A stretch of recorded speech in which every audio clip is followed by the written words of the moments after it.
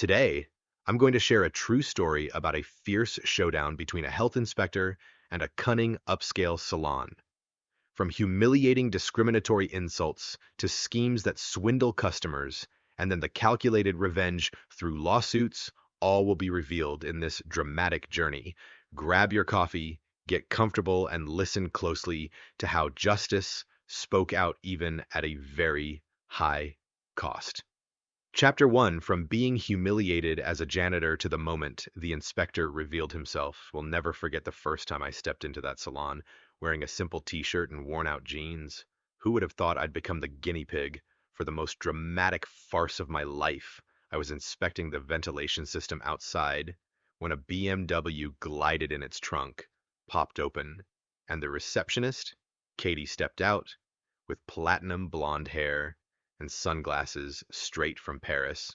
She pointed at a spilled coffee on the floor and said, "Clean this up properly. Maybe then you deserve to call yourself a janitor." Her voice was dripping with disdain. "You people don't know how to clean at all." I swallowed my anger, bent down to pick up some paper towels, and started scrubbing. Each circle of my hand felt like a blow to my self-respect, as if I was nothing more than a dishwashing laborer at some street stall. Katie stood there, tiptoeing, twisting her wrist to show me how to clean, like she was teaching a 5-year-old circular motions. Got it? I looked up and saw the entire team of stylists in the waiting room laughing. Only Sophia, a younger stylist, winced but stayed silent. I understood they were afraid of losing their jobs if they dared to intervene. Katie even had the nerve to snap a picture of me cleaning the floor, posting it to her Instagram story with the caption, "Janitor life." The customers waiting looked at me like I was some form of entertainment, their eyes lighting up as I bent down to sweep the leftover dye capsules off the tile. The humiliation only grew as I cleaned the bathroom. She jabbed a finger into the sink as if to show me. "See, this is what cleanliness looks like." Then when I mentioned the regulation about wearing gloves when handling chemicals, she smirked. Gloves, the last janitor complained about that and got fired. Want to keep this job or not? At that moment, my heart felt like it had aged decades, cold and frozen. I told myself to stay calm and kept recording every violation as expired fire extinguishers, dust-clogged ventilation ducts, chemicals left exposed near electrical outlets. I waited until the salon owner, Elena, walked in. Then I pulled out my inspector badge. "Inspector Martinez. I'm here for an inspection." All laughter vanished instantly. Elena went pale, then shocked. Katie dropped her phone, eyes wide, as she looked at the badge. I gave a slight nod and began listing hazardous chemicals without protection, expired permits, hostile working environment. They were stunned. In that brief moment, I knew I had awakened a storm. The salon fell silent, except for the scratch of my pen on the inspection log. And that was just Chapter 1, the moment the battle between truth and hidden power had just begun. Chapter 2, when I started recording every moment. The next morning, I didn't call or argue. I quietly returned to the salon, this time officially with my notebook and pen in hand. I told the receptionist, who called herself Katie, "Yesterday I was just testing the waters. Today I'm here for a formal inspection." She scoffed, thinking I was joking. I briskly walked around the salon holding a hidden recorder and camera to capture every word and gesture. When I entered the hair dye area, Katie stood by the chemical basin, eyes sharp. "Are you planning to wear gloves, or do you want to be the center of social media attention again today?" I started recording, her voice dripping with sarcasm as she taunted the stylist. "Look, the inspector thinks he's above us, but we'll teach him what it means to kneel and scrub the floor." I meticulously documented she called me "you people" 3 times in front of customers. She told the stylist don't replace the gloves, then turned her back while I cleaned up hazardous chemicals unprotected. She proudly boasted, "My aunt is a lawyer. Do you think anyone would dare sue?" I said nothing. I just raised my camera. Many stylists avoided my gaze silently. Only Sophia gave me a discreet nod of sympathy. Through a door crack, I caught Elena, the salon owner, whispering into Katie's ear, "It's fine. Let him play the fool for the customers. They'll think we're so friendly. That recording sounded like thunder direct orders from the owner to insult the inspector and turn safety regulations into a joke. When I reached the drying room, I recorded a fire sign that was obscured and an expired fire extinguisher. Katie interrupted again. Where did you copy these procedures from? Things aren't like that here. Every mocking comment was backed by evidence with date and time notes. Before leaving, I went to the trash bin where she had torn up pages of my report. I gathered the torn pieces, pieced them together, and photographed them. For the first time, I felt justice rising not by sword, but through every word I recorded. I walked out thinking, as long as I have enough evidence, no one will be able to laugh anymore. And that's when I realized the real battle was only just beginning. Chapter 3. When her father's lawyer entered the game. That evening, my phone exploded with messages, emails from the office of Brian Brennan, a notorious lawyer specializing in defending young, beautiful white women. They accused me of discrimination and abuse of power. I skimmed through a lawsuit attached with a letter from Katie describing how I mentally harassed and insulted her dignity. The next morning, I stopped by the gas station near home, trying to take a deep breath before heading to the office. As soon as I stepped through the door, Janet, my boss, intercepted me. Martinez, bad news. Brennan sued you. You'll have to wait for an internal review. I nodded, keeping calm. In my mind, I ran through every recording, every photo, every piece of evidence collected. But who knew if they'd be enough to block those accusations of discrimination? When I got home, Maya, my daughter, looked at me with tired eyes. She was clutching a comic book, biting her lip. Dad, today at school, my friend said I was the girl who shut down the salon. I felt embarrassed. I sat down and gently stroked her hair. Don't worry, sweetheart. Dad is doing the right thing. Some people fear the truth, so they try to run away from it. But in my eyes, I saw the pain of a child growing up too fast. That afternoon, Katie and her father appeared on social media live streaming. By the pool, painting the story of the unjust inspector targeting a young girl with a bright future. Thousands watched, comments pouring in with sympathy. A wave of backlash hit me. Justice. For Katie. Stop. The inspector flooded the networks.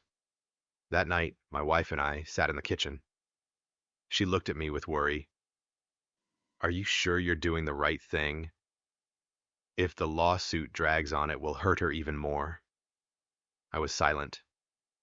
I was used to the lonely screen of justice, but not used to my wife's tears and the fear of losing my family. I knew I had to be strong, not just to protect my daughter, but to protect my conscience. Whenever the forces of power try to silence me, I will use the law, evidence, and persistence to speak out.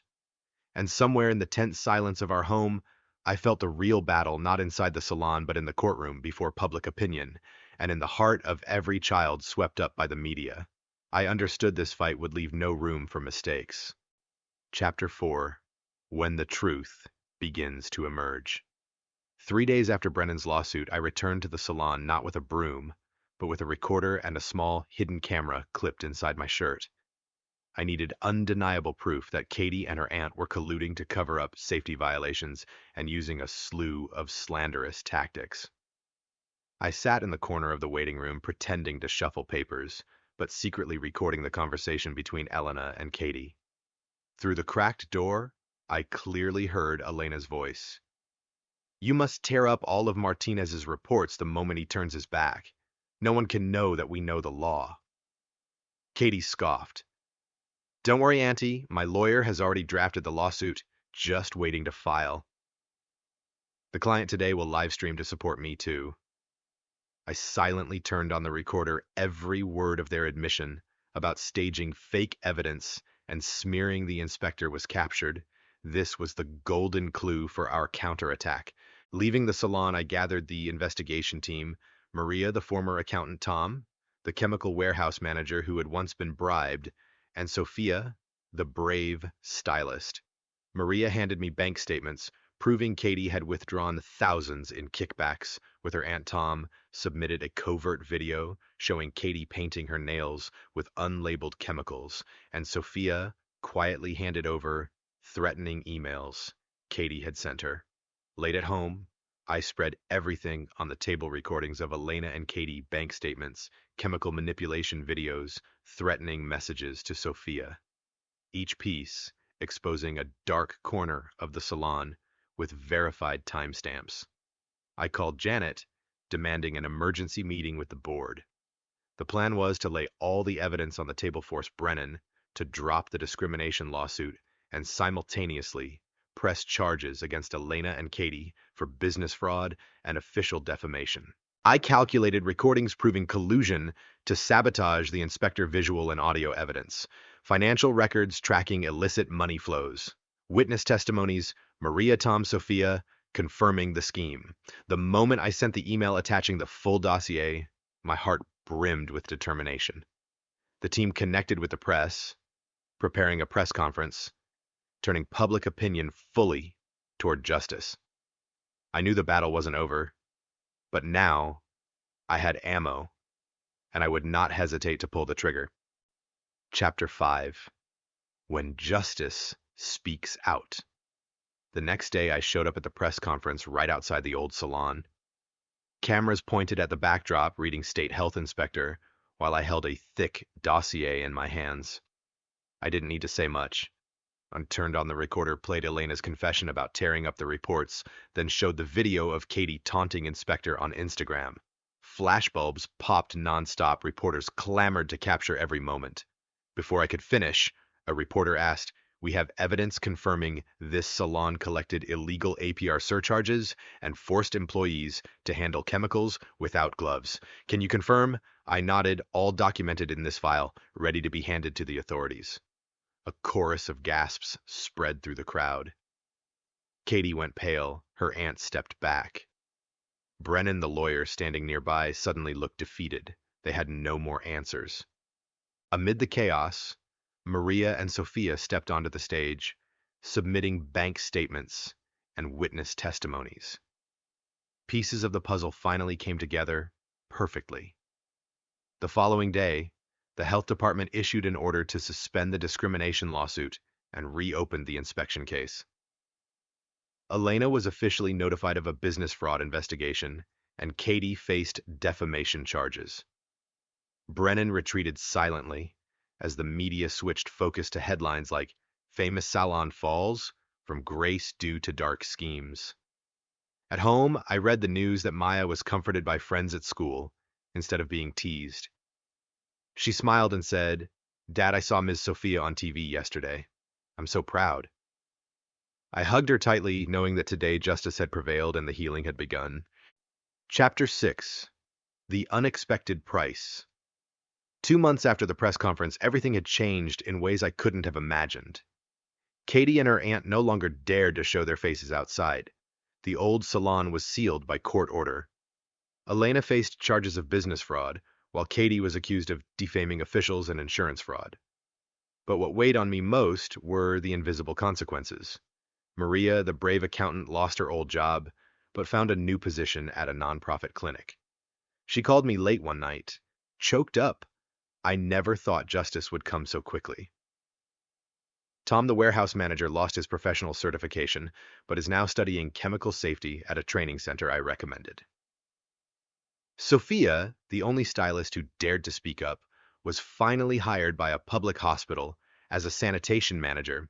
Now she protects patients instead of viewing them as test subjects. As for my family, Maya gradually regained her smile. At school, anti-discrimination projects, she became a speaker, making her classmates listen to the story of Dad inspecting a salon from a very different perspective. My wife returned to my side after therapy sessions, saying, "You've given our daughter faith in right and wrong." I realized this battle wasn't just about shutting down a salon or exposing a problem. It was about paving the way for a new generation of inspectors. They will learn to stand firm under pressure, wield evidence like a sword, and understand that protecting the public sometimes comes with a heavy, personal cost. In the next chapter, I will share the journey of training those inspectors and the bitterest lesson I ever learned when justice became expensive. Chapter 7. When the New Generation is Born. More than a year later, I was no longer a lone inspector. I stepped into the training room filled with 6 young faces, 5 men and 1 woman, each carrying their own story of pressure discrimination or having been victims of the very system they were about to serve. I recalled the moment I turned my back and left that first salon wondering if I could stand firm. Now I held my head high to share my story with them. We don't just check licenses. I began my tone warm and approachable. We ensure safety for every customer, every employee, especially those who have no voice. I told them about Katie calling me a janitor, about the recordings of Elena and Katie conspiring to destroy reports, and about how Sophia's life transformed after she dared to speak out. Every detail I shared came with a lesson: how to hide microphones, how to back up evidence, how to protect witnesses, and most importantly, how to hold on to your conscience when courts, social media, and even colleagues turn their backs on you. One young woman, Han, raised her hand. "Sir, if our families were attacked like yours, how do you stay calm?" I smiled and shared the night I sat alone in my car, reminding myself, my family needs me more than anyone. I have to be strong. Their expressions shifted. The initial tension in their eyes softened into determination. I handed each of them a USB loaded with anonymous reporting procedures, case exercises, and advice: never work without evidence. When the class ended, I walked down the hallway bathed in warm yellow light. Outside the door, Maya, my daughter, waited. Holding a card, she'd drawn 2 figures standing next to a healthcare building. "I'm proud of you, Dad," she said, softly but firmly. I looked at the card, my heart warmed. The journey from a humiliated janitor to a torchbearer of justice wasn't easy, but now, with a new generation of inspectors ready to follow in my footsteps, I knew the wounds had healed, and justice would continue to be served, stronger, fairer, thanks to those who come next. And perhaps that was my greatest victory. Chapter 8. The Legacy of Caution. 5 years have passed since the day I flashed my inspector badge in that salon. Medical facilities now stand where illicit beauty shops once operated. The inspection system has been upgraded, and most importantly, whenever I step into any establishment, employees no longer look at me with suspicion, but with the trust that together we are protecting the community. One autumn afternoon, I visited Sophia at the hospital, where she has become head of sanitation. She showed me the latest report: chemical accident rates have dropped by 80%. "What you taught has saved so many lives," Sophia said, her voice full of gratitude. I just smiled and replied, "As long as they have the confidence to speak the truth, I've done my job." Back at the Inspector Training Center, I looked at the plaque bearing my name alongside hundreds of young colleagues. Sometimes I still think of Katie and Elena and the power plays that buried their conscience. But instead of anger, I feel relief. It was my persistence that ignited the flame of transparency in so many hearts. Yet the greatest legacy isn't new regulations or statistics. It's the story Maya tells her friends at school about a father who never hesitated to stand against injustice and who passed on to his child the value of integrity. Every time Maya looks at me with respect, I know the wounds of the past have become lessons for the next generation. And so at the end of this long journey, I understand justice doesn't come from licenses or reports alone. Justice is born from courageous voices, solid evidence, and an unwavering belief that never surrenders. We, the silent guardians of community safety, are the lighthouse guiding the way to the future. Chapter 9, A Journey That Never Ends Today, stepped into a vast auditorium bathed in warm light, where over 200 inspectors from across the states gathered for the annual Health Safety Conference. I was invited as the keynote speaker to share experiences from that salon case and lessons on handling pressure, discrimination, and litigation. As I walked onto the stage, looking down at the young faces in the crowd, some from remote areas, some descendants of immigrants, I realized this battle is far from over. Every new business that opens carries the risk of repeating violations, and every new employee entering the profession needs weapons of knowledge, courage, and team spirit. I began. The career of an inspector is not measured by how many closures or fines you issue. It is measured by the lives you protect, the change you plant in the minds of every business owner, and the trust you ignite within the community. I recalled the moment Maya touched my shoulder backstage and whispered, "Dad, I'm proud every time you speak on stage." Then I shared Sophia's story, the stylist who once trembled cleaning floors, now leading a hospital sanitation team. I emphasized the importance of brave actions, solid evidence, and unity between inspectors, witnesses, and the community. At the end of my speech, the room erupted in applause. I looked down and saw their determined eyes, images of the future guardians of public health, carrying on the mission, unafraid to confront the new salons, the new clinics, and the new restaurants, silently hiding violations. Leaving the auditorium, I stood before the event board, displaying my photo and speech title, wearing the inspector's badge, a story of justice and compassion. Nearby, a young woman holding a notebook waved at me, "Mr. Martinez, thank you for paving the way for us. I will continue that story." I smiled and placed my hand on her shoulder. Just keep doing what's right, even if it means facing prejudice and scandal. Justice needs us, and the next generation needs it even more. As I stepped out, I realized the journey to protect public health never ends, but that's what makes it truly meaningful. Every day I wear the badge not just as an ID, but as a reminder I am the keeper of hope for an entire community, and I will never let that flame die. Chapter 10. And the journey continues. Today I sit before my computer reviewing emails from newly graduated inspectors fresh out of training. The network of keepers of the flame is spreading wider from cities to highlands, from plains to islands. They send me small stories: a nail salon forced to replace an expired fire extinguisher, a spa refusing to sign a forged contract, a hairdresser teaching staff to immediately report any hazards. Each message is compelling proof that justice isn't just in the courtroom, but in every earnest effort and every small action. 2 years have passed since Maya took the stage at her school, and now she is a junior reporter for the school newspaper, writing a series titled Health Inspectors and the Invisible Miracles. The other morning, she proudly showed me an article. Her teacher praised her use of the term public health, and her classmates gasped, reading the story of the dad who flashed his inspector badge in a salon. I looked at her with pride, knowing that the value of integrity has deeply rooted in the next generation. But above all, I've learned this journey never truly ends. Whenever I uncover a new violation, I remember Katie Elena and those days under pressure. Then I smile and hit send to share procedures, lessons, and experiences with colleagues, because justice is not just a destination, it's the path we walk together through hardships to ensure a safer future for everyone. And so the story goes on. Chapter 11. A New Perspective. From the waiting room.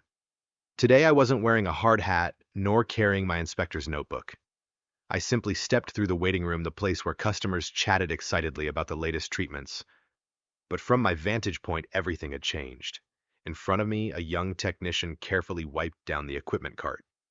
Chemicals were neatly arranged, gloves and protective goggles hung ready on the rack.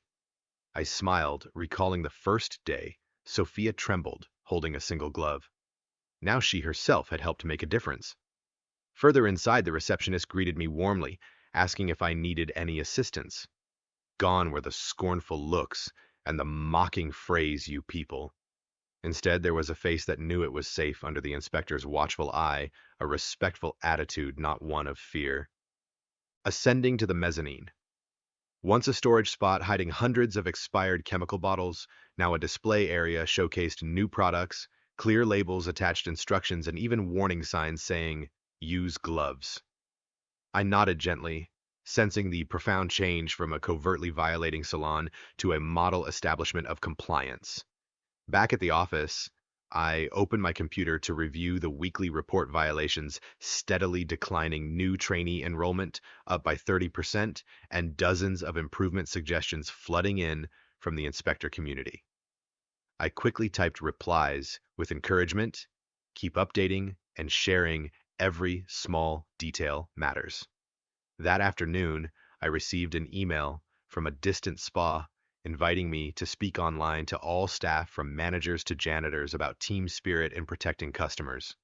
I clicked to accept, feeling a surge of excitement, for this was how the legacy of justice spreads not just through law, but through education, empathy, and cooperation. As dusk settled, I paused to look at the desk calendar. Next inspection scheduled for tomorrow, followed by a seminar for young inspectors. The work continued steadily, but now every mission was no longer a personal burden. It was a vital link in a strong network. And I understood the journey is not mine alone, but belongs to all who believe safety and fairness are rights for everyone. A new chapter opens, and I am ready to continue with the same steadfast faith as at the very start. Chapter 12. The Ongoing Journey and Enduring Legacy.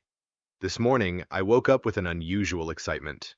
On the dining table, Maya had prepared 2 steaming cups of cocoa, one for me, one for her, and a local newspaper lay open to the front page with the headline, "Inspector Martinez, the Catalyst of Change." She smiled brightly and said, "Dad, today you're giving the state's first online workshop, right?" I nodded to myself, knowing that each new day is another chance to sow seeds of transparency. Logging into the virtual meeting room, I greeted over 100 delegates from neighboring states, eager to learn how to build a culture of compliance, even in the smallest establishments. I shared the story of that old salon and of people like Sophia Maria Tom and Maya, witnesses who transformed pain into strength.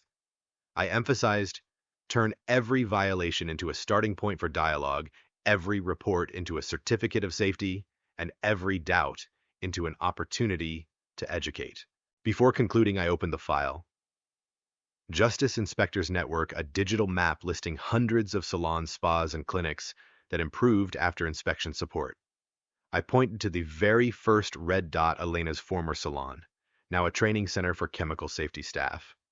A collective wow resonated through the speakers.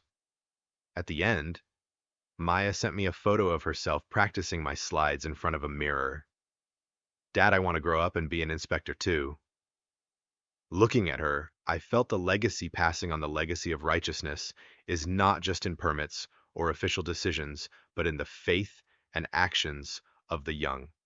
And so, through countless chapters, the story continues, not just in files, but in the hearts of those who choose to stand for justice. The phone's ring signals the next inspection, and I'm ready to set out, continuing to write new chapters in a journey that never ends. Thank you all for watching until the very end. If the story of Inspector Martinez has inspired your faith in justice, don't forget to like, share, and subscribe to the channel so you won't miss more thrilling, true Reddit stories. Drop a comment below telling us which moment impressed you the most and what topics you'd like me to explore in the next video. See you soon in more real, intense, and emotional stories ahead.